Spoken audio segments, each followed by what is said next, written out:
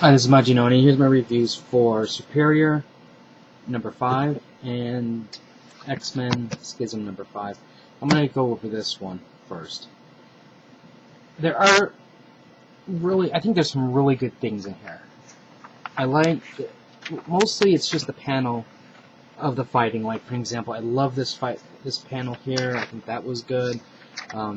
These sequences here were interesting. But, while all this is going on, because what we have here is, if you remember, Logan and Cyclops are fighting because Logan wants to blow up the island. Cyclops wants to use the kids as, soldiers, so to speak. And you have a killer Sentinel right on their doorstep.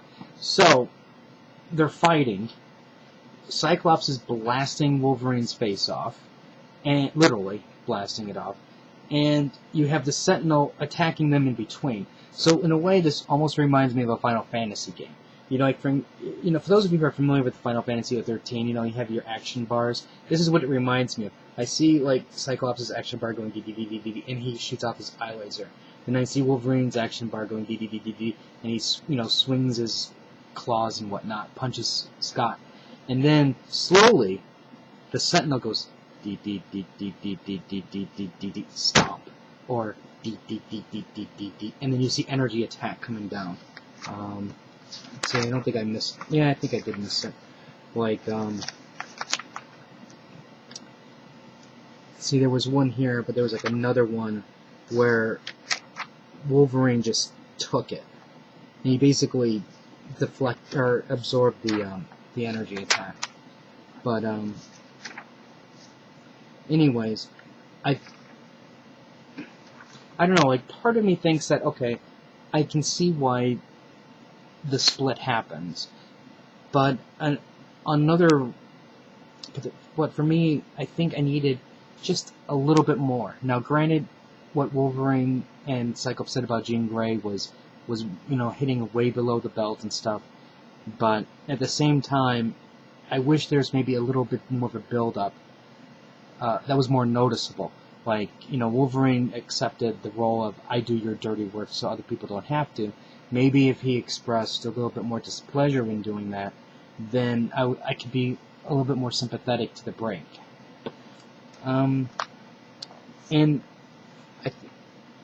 the other thing that kind of, I don't know, I don't want to say it surprised me, but I guess you can say I found Cyclops being a little bit, I was disappointed in his character, is when Wolverine goes up to Cyclops and they're having a discussion.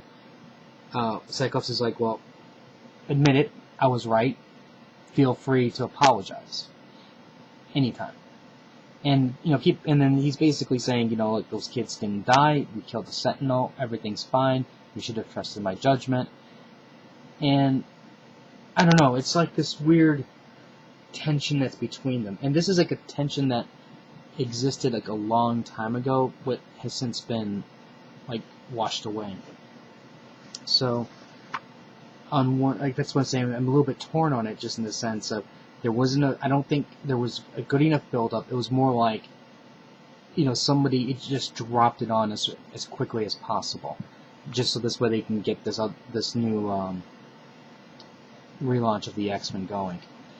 But overall, though, if just looking at the overall big picture on this, I thought it was a decent way to cause the split, in the sense of there's valid reasons for it to happen, different philosophy. I mean, Wolverine leaves with basically the newer X-Men, and he goes back to Xavier's school.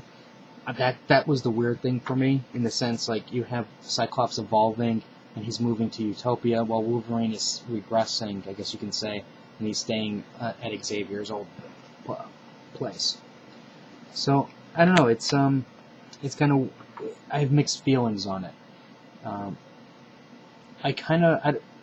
guess you can say this is one of those rare cases. I wish there was a little bit more to it, but on the other hand, I don't want to keep paying for fluff, and I think that's what I would have gotten. It's just a bunch of fluff, unnecessary story. So I guess overall, you can say I'm more satisfied with it.